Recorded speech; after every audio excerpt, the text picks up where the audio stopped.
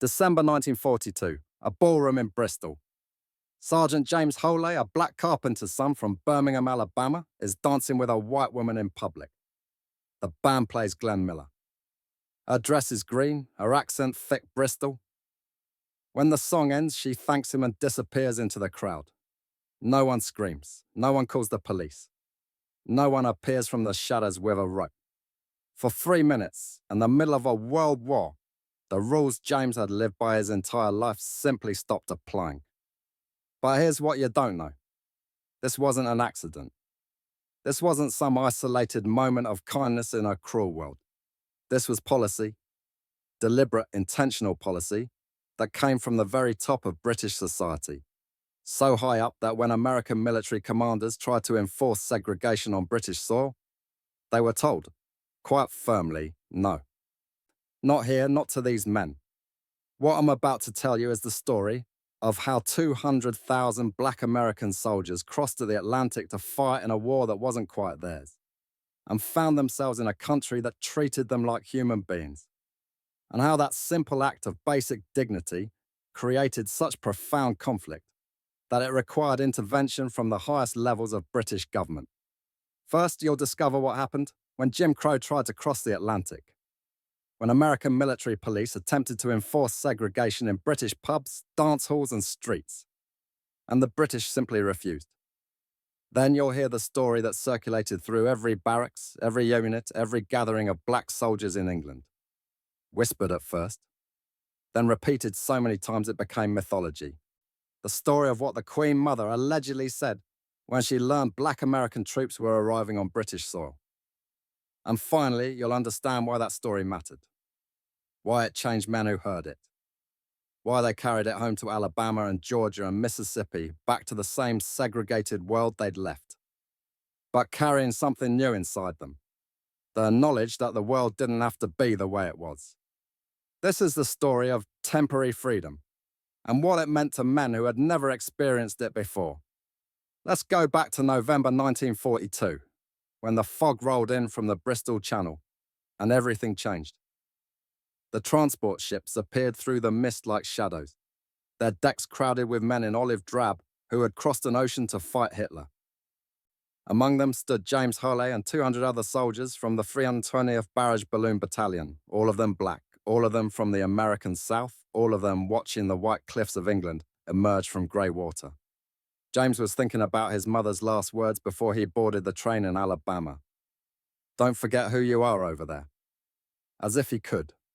As if the segregated train cars, the whites-only water fountains, the separate barracks hadn't already burned that lesson into his skin. But within hours of stepping onto British soil, something shifted. The dock workers stared, certainly. Blimey, one of them muttered. They didn't tell us they were sending coloured lads.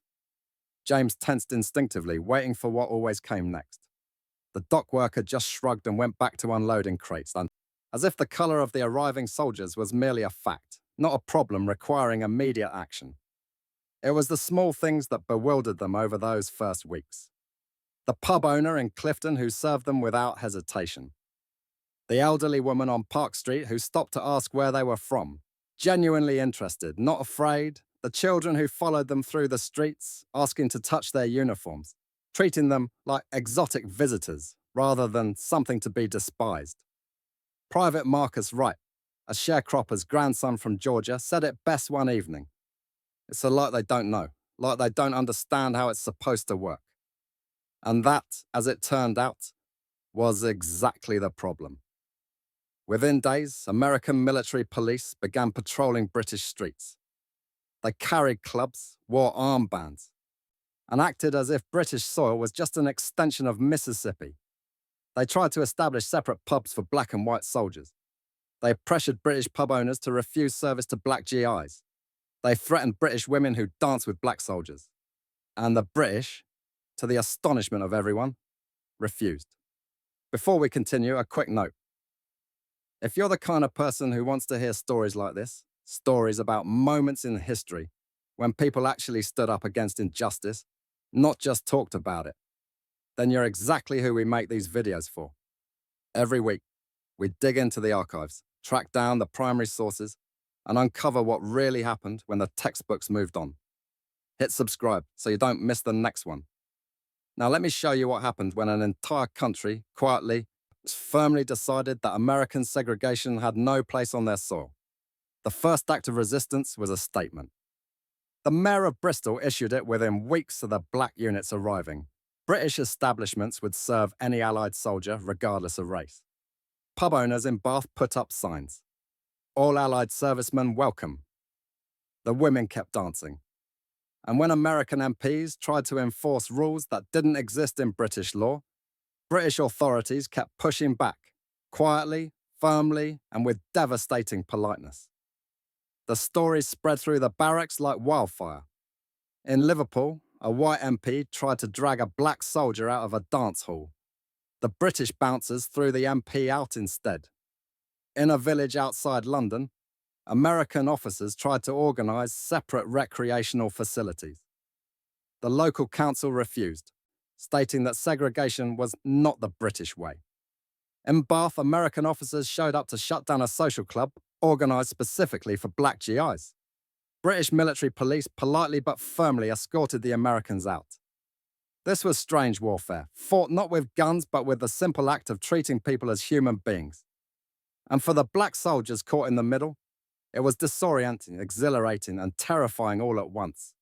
Because they understood something the British didn't. This freedom was conditional, temporary, a gift that could be revoked at any moment by men with badges and the backing of the United States military. James saw it happen outside a pub in Broadmead. An American MP beating a black soldier, unconscious for the crime of drinking in an establishment that white soldiers also frequented. The British tried to intervene, but American military law superseded British hospitality. That's when James began to understand. The British welcome, however genuine, couldn't protect them from their own officers. They existed in a strange interzone. Free enough to dance with white women, but not free enough to escape American justice when it came looking for them. You know what's wild? Most people have never heard this story. They know about D-Day, about the Battle of Britain, about Churchill's speeches, but they don't know about the black American soldiers who found temporary freedom in bombed-out British cities, but you're still here. Which tells me you're someone who actually cares about understanding the full picture of history, not just the sanitized version in textbooks. That's exactly why this channel exists. We're building a community that refuses to let these stories fade away. If that sounds like something you want to be part of, subscribe. Now let me tell you what freedom actually looked like. That December evening, when James walked into Colston Hall for the dance, he stood against the wall for 20 minutes, not quite believing he was allowed to be there. The ballroom was packed. Black soldiers, young British women tired from factory work or nursing shifts, all of them determined to have one night of normalcy in a world gone mad. The blonde girl in the green dress approached him and extended. "You going to stand there all night then?" Her accent was thick Bristol. Her expression open, friendly, with no trace of fear or disgust. James took her hand, let her lead him onto the dance floor, and for 3 minutes he danced with a white woman in public. When the song ended, she thanked him and disappeared. And James stood there feeling like he'd crossed into some alternate dimension where the rules that had governed his entire existence simply didn't apply. It wasn't just the dancing, it was everything. Pub owners serving him the same bitter they serve white GIs, with the same casual efficiency. Elderly women stopping to chat, genuinely interested in where he was from. Children following him through the streets, fascinated, treating him like an exotic visitor rather than something to be feared. Marcus Wright summed it up one evening. "It's like they see us as soldiers first, blacks second. Back home it's the other way round. Always been the other way round." But the British didn't understand what a revolutionary act this was. Didn't comprehend that by simply treating black soldiers with basic human dignity, they were dismantling, however temporarily, a social system that had been enforced with violence for centuries. The British newspapers ran editorials condemning American segregation. The BBC broadcast programs about racial equality. British soldiers got into fistfights with American MPs who tried to enforce colour lines in British establishments. In some towns, British civilians organised separate social events specifically for black GIs, complete with food, music, and women willing to dance with them. A small rebellion against a policy they found barbaric and incomprehensible. And somewhere in all of this, in the strange space between American racism and British resistance, a story began to circulate. A story that would be repeated in every barracks, every unit, every gathering of black soldiers across England. A story about the Queen. We're halfway through, and I need to tell you, what comes next is the heart of this entire story. It's the moment that changed how these men saw themselves. It's the reason James Holay remembered his time in England for the rest of his life. It's a story about power being used for something other than oppression. About words spoken at the highest levels of society that rippled down to men who had spent their entire lives being told they were worth less. Stay with me. Because whether this story is precisely true or embellished through countless retellings, it mattered.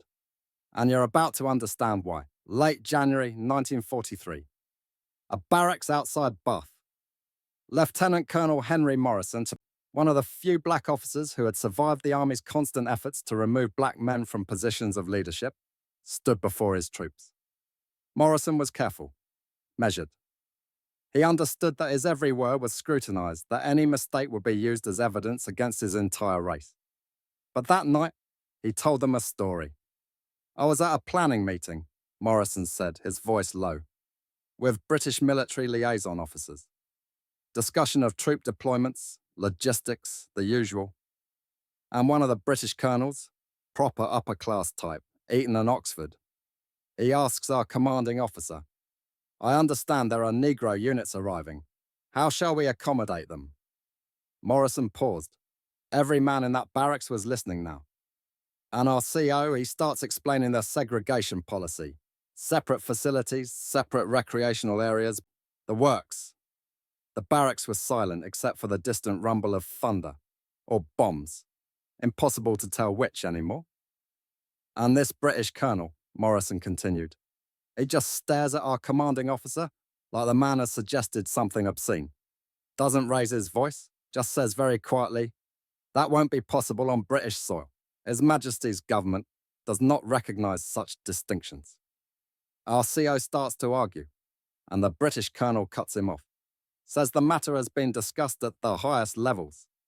Says when Her Majesty the Queen was informed that American Negro troops would be arriving in England, she asked to be assured they would be treated with the same respect as any Allied servicemen.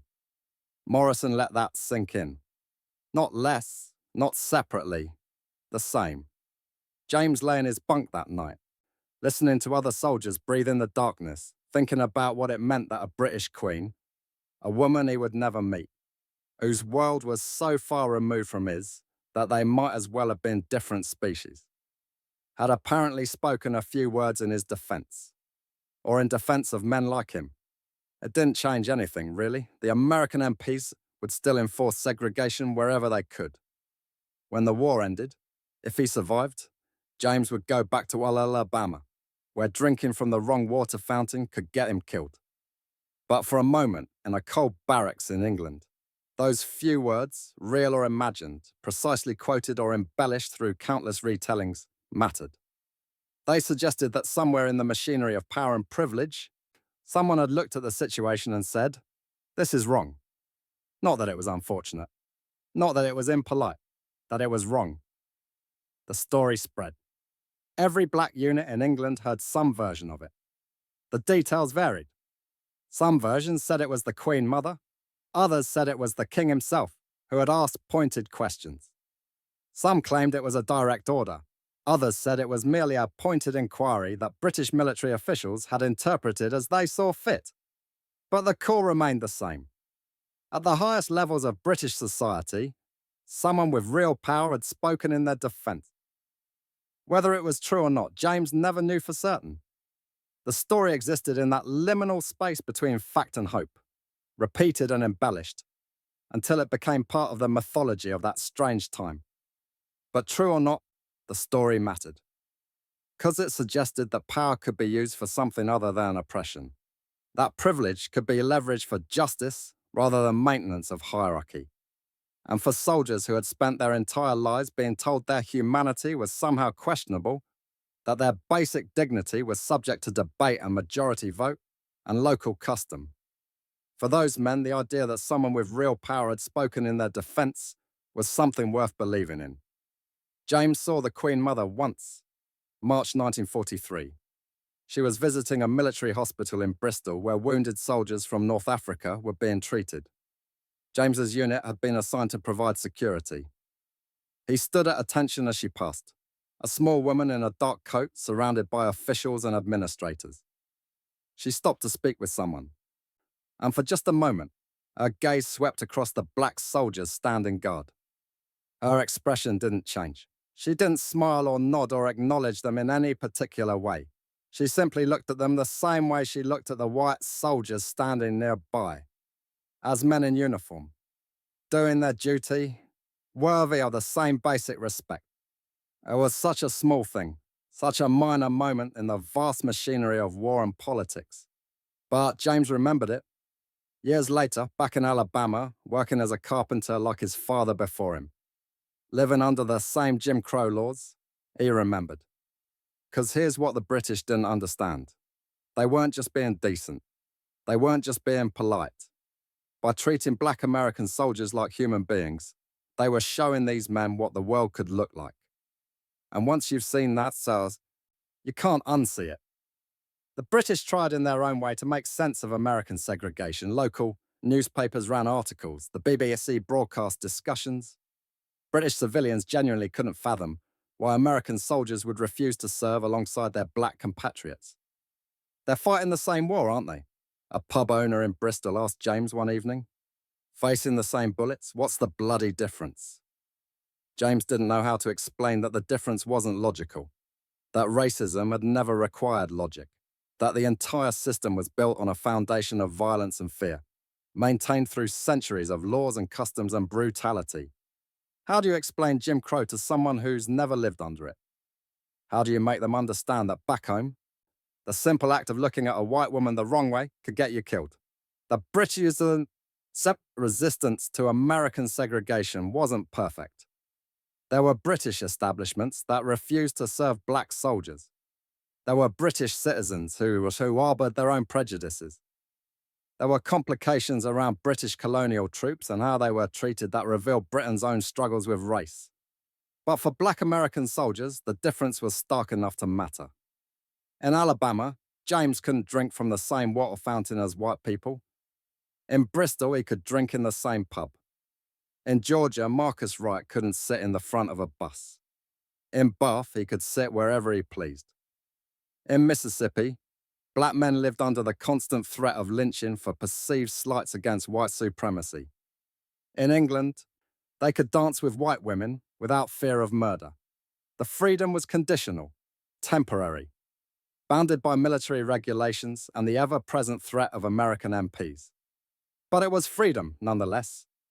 And for men who had never experienced it, even conditional freedom was transformative. The war ended. The soldiers went home. James Holay returned to Birmingham, Alabama in late 1945. Stepped off the train in his uniform, medals on his chest, having helped defend England from German bombers for 3 years. Within a week, he was back working as a carpenter.